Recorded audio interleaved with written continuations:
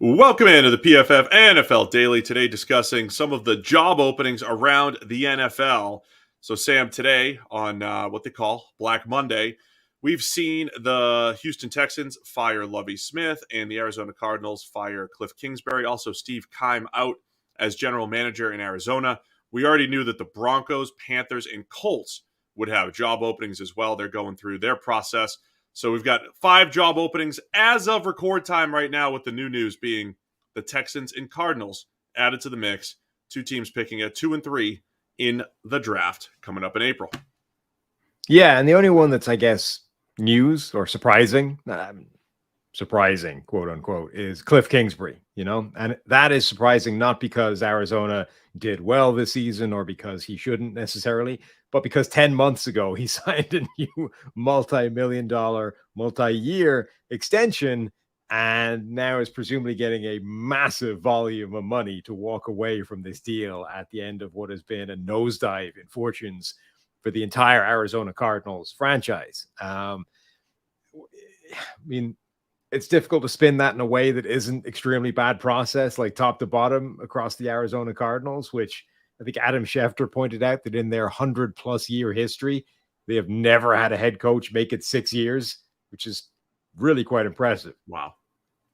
Yeah, I mean, it's such a weird situation in Arizona just because of the Kyler Murray injury, right? I mean, a late season injury to Kyler. It's an ACL, knowing that he's going to miss a huge chunk of time next year. Also knowing that the whole roster was not in a great spot. They had made those incremental steps through the entire Kingsbury Kyler regime, so to speak, right? They'd gotten better and better. Even though they collapsed last year, it was still an improvement over the previous year. They made the playoffs, right? Like, all the steps were in place, and then they nosedive this offseason or this season before Kyler Murray's injury. So you have a lack of progression. Kyler Murray doesn't progress. Nothing gets better this season. And then Kyler Murray gets hurt, and now his 2023 is in question. It's not crazy for the Cardinals to start over. Like, it's probably the time that you would start over, knowing that you have Kyler Murray injured next year and you can replenish the resources and everything. But why re-up Kliff Kingsbury, other than you must have thought he was doing a good enough job and that he would be there for the foreseeable future? Yeah, like, it's weird because this is the first season where it's almost like the last few years where the end of the year has been bad was sort of threatening this. And it never really happened. Every year they ended the season badly and then they bounced back the start of the next season. And actually they got better than the year before. So it was sort of progressively going in the right direction. It's just that every time at the end of the season, it would tail off. And it's almost like that was sort of threatening that on the horizon somewhere is going to be a year where it doesn't start well and then it tails off anyway. And when that happens, it's going to be a complete disaster.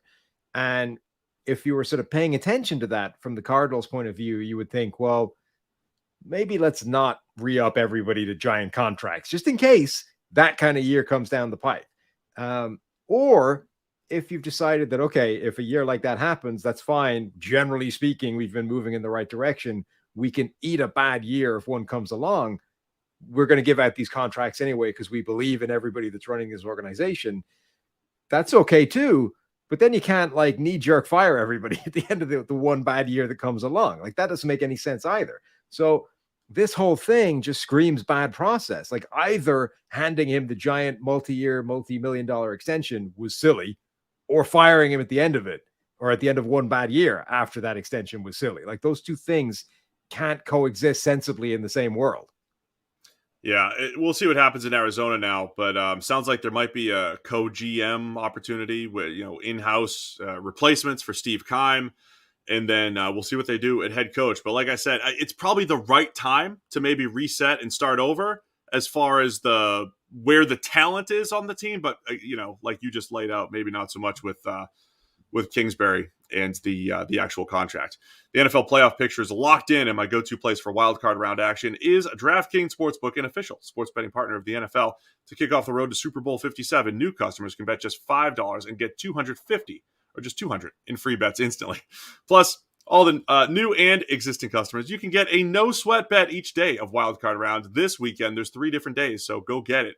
Just place any NFL bet of your choice, and if it loses, you'll get a free bet back up to $10. Action so good, why bet on NFL playoffs anywhere else? So download the DraftKings Sportsbook app now. Use code PFF. New customers can bet $5 on the NFL and get $200 in free bets instantly.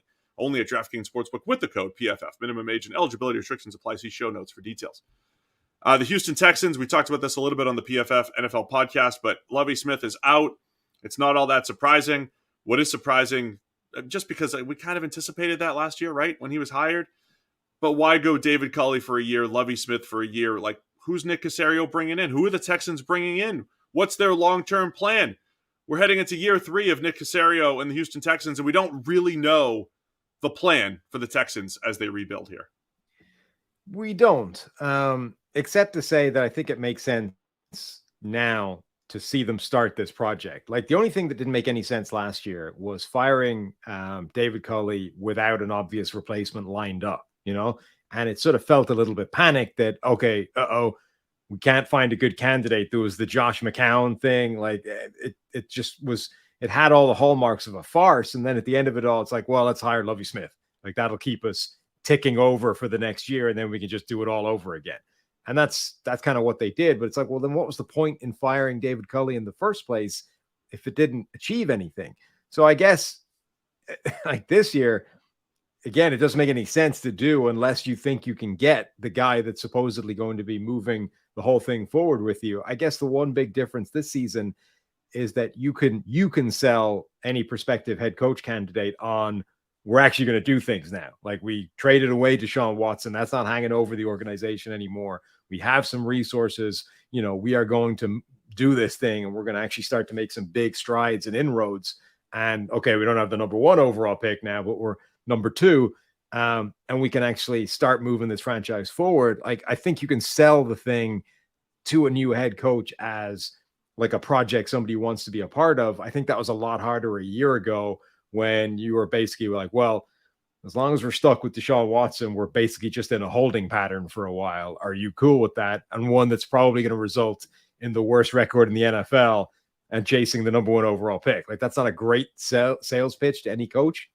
They didn't have to be in a holding pattern, though. I know they were, as far as what are they going to get from a draft capital standpoint. But every single free agent move that the Texans made, those guys are essentially gone. Like, they did not add any pieces to the puzzle, except for they did have 2 first-rounders last year with Derek Stingley, with Kenyon Green. They added Jalen Petrie in the second round. They finally started to add some draft, some players via the draft last year. You do have the 2 first-rounders again this year, so there's at least resource to start building. But there were no veterans added. There's no foundation. There's nothing to build upon in Houston.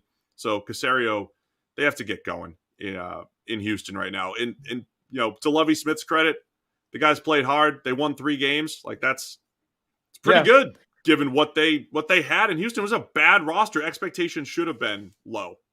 Right. But I don't think it made sense to add these veterans a year ago. Like, when you were, because effectively they were imagining a world where they were going to roll into last season with a guy like Davis Mills at quarterback after they traded away Deshaun Watson. And it's like, well, do you want a bunch of high-priced veterans that you've acquired in free agency that are going to basically have a year wasted with a Davis Mills led team, and then you get the quarterback this season? Like, I don't think that helps. Like, actually, if anything, it damages your chances of getting the high draft pick, and maybe you win 5 or 6 games and you're only picking top 5. And like, the whole thing just didn't make any sense. Now, I think, is when you start adding players. You've got some money, you've got some draft capital. Now you can go find a quarterback and actually add some talent around the guy. All right, so the other 3 jobs that we knew were going to be available coming in: Denver Broncos, Carolina Panthers, Indianapolis Colts. All had interim coaches. There's no announcement, but they're all looking for coaches. So of those jobs, Sam, Broncos, Panthers, and Colts, which one's most attractive right now?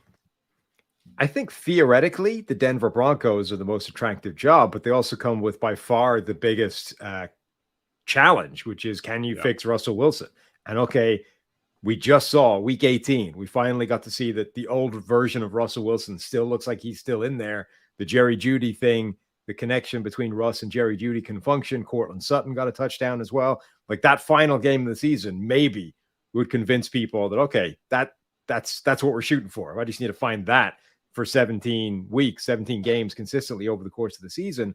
But Denver still has a really good, talented roster around Russell Wilson. And if you think you could fix him, then I think that's the best job.